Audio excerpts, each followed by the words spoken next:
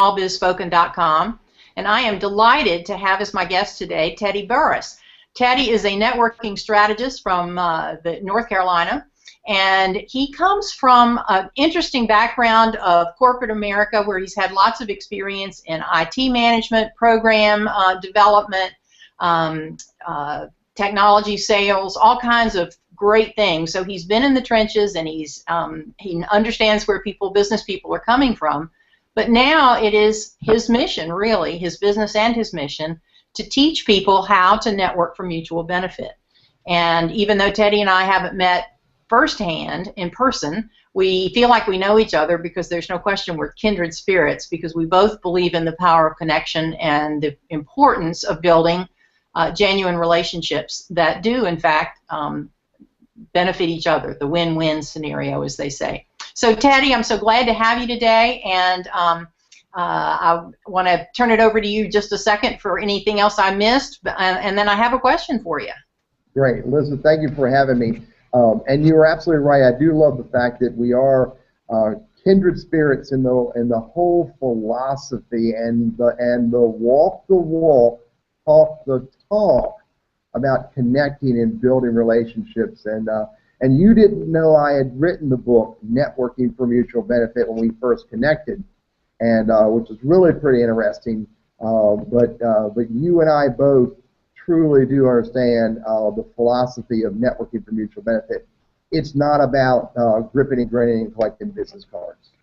Absolutely, and I'm glad you said that, because I completely forgot that you've got a brand new book out called Success Using Social Media, and I've read it. It's terrific. It is a great tool, really, for how to leverage social media to create those genuine and authentic mutually beneficial relationships. And so, Teddy, good job on that. I know you're glad to have that out. So what I really, and by the way, this is one of what I hope will be several interviews together, talking about your philosophy and how to develop these relationships. But I really want to just focus on one question today, and that is something all of us, if we're small business people, entrepreneurs, or big business people, we go to networking events. Sometimes they're Chamber of Commerce, sometimes they're civic events, sometimes they're meetings and seminars and association meetings, but we have opportunities throughout the course of our professional lives to go to these events. And we've all seen people that stand in the corner with their little drink and beverage and food and don't ever do anything. But I would really love to hear what you think about how to conduct yourself at those meetings, first of all, those events, and then what you might do afterwards. And Elizabeth, I really I learned how to actually get involved, and I use the word get engaged at networking events long time ago when a guy hired me to sell IT solutions, and I asked him, I said, tell me one thing that you know, if I do it well enough, I will be successful selling IT solutions. And this is what he said to me pretty much in these words. He said, Teddy, go out to every networking event you can go to, collect as many business cards as you can, put them in the database, and cold call the heck out of them until they buy. And I had just started this job. I'm like, wow, is that really what I want to do to sell IT solutions? And it really wasn't what I wanted to do. But I had quit my other job to start this new career in IT sales, and so my answer to him was, yes, sir, I'll do that. But that was really just to give me time to figure out a better way to use the power of networking and use the opportunities that I get at these networking events. And so basically, it's really pretty easy. It's not hard. It doesn't need to be painful, and you don't need to be something different than you really are at a networking event. By the way, you should always be who you always are at networking events. Don't pretend. But it really starts when you walk in the door. When you walk in the door, stand upright, take a deep breath, tell yourself, I'm Teddy Burris and I am somebody, and tell yourself that your goal is to do this. Your goal at a networking event is to make a new connection, or two, or three, or four. Your goal at a networking event is not to meet every single person that is there. And your goal at a networking event is not to hand your business card out to every single person in the building. As Keith Ferrazzi taught me in his book, Never Eat Alone, your goal is to make meaningful connections, to say hello to people that you have not met before or you have just recently met and you're trying to develop the relationship with them. But your goal is to meet people, say hi, get to know them, and ask questions. Now again, it doesn't need to be difficult, and it'll get difficult if you think about closing business. It'll get difficult if you think about getting into their wallet or purse. It'll get difficult if you're trying to sell. So if you're not trying to get in their purse or their wallet, and you're not trying to sell them, then all you're trying to do is have a conversation. Absolutely. Yeah. Absolutely. So going in, it's just, stand upright, believe that you are who you are, you're somebody, you're a person, you've got skills, experiences, and talents, and you're interesting. And go in and have a conversation. And don't you think that, well, first of all, you're right on target. The whole idea of your mindset when you walk in can just change the tone and the results of any kind of event like that.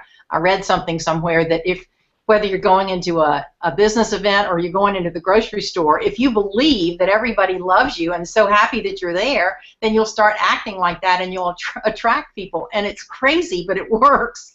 The other thing that I find, and I bet that you do too, and that is how important it is to listen. So can you address that? So when you get into a conversation, the listening versus the talking part.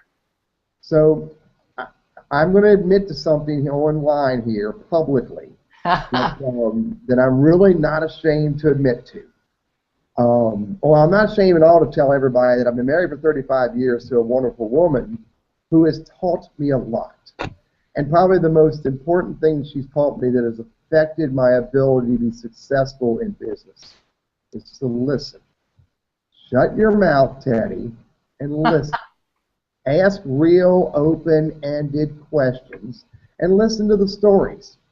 And the power of listening is just so unbelievable that when you truly engage in a conversation by listening, the trust, the respect, and the care that you garner is just absolutely powerful. And I will tell you that I also learned this through my Dale Carnegie coaching, but my wife will tell you, hey, I taught you that first. Because, just as being a grumpy old man, and, often I didn't listen, but when I really started to pay attention and listen to my wife and to people in business, my relationship changed in a very positive way. Bingo. You're absolutely right. Because that leads perfectly to my last question for our session today, and that is listening allows you then to do more appropriate and more meaningful follow-up. So talk a little bit about what you do after the event. So what the gentleman who hired me and told me to grip and grin my way through Chamber Event and collect business cards would have me do would be to put your name in my CRM system and start cold calling you until you give in. But what I discovered is that, and it takes longer, but it's more successful when the follow-up engagement or conversations are continually focused on how do I give? How do I help you? How do I find resources that can help you? How do I help you to get answers? How do I help you in any way in your business or career, life, or community in such a way that our relationship continues to grow? And as our relationships continue to grow, because I'm helping you and giving back, ultimately we get to the point where it's what I refer to as you get permission to ask. And you get permission to ask by giving and helping and in a regular routine of follow-up with the new people you meet in life.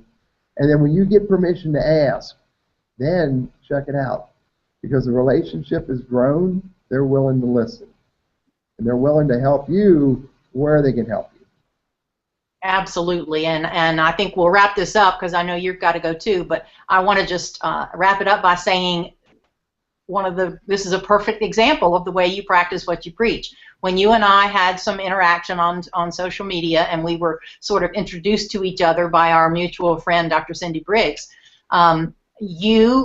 the first thing you did was to see if we could talk on the phone, and you asked me how you could help me. And that began a conversation and I'll never forget that, and I hope that we have lots of opportunities to help each other as we go along, but that is such great advice in the proper way to follow up from a networking event. So Teddy Burris, thank you for your time today. Anything else you want to say before we wrap up? No, other than thank you very much for the opportunity for you and I to do this Google Hangout, and we're really glad we're doing it. It's just a whole lot of fun, and we might not talk before the holidays, and I wish you all the best, and we'll chat soon. You bet. Same to you, Teddy. Thanks so much. Bye.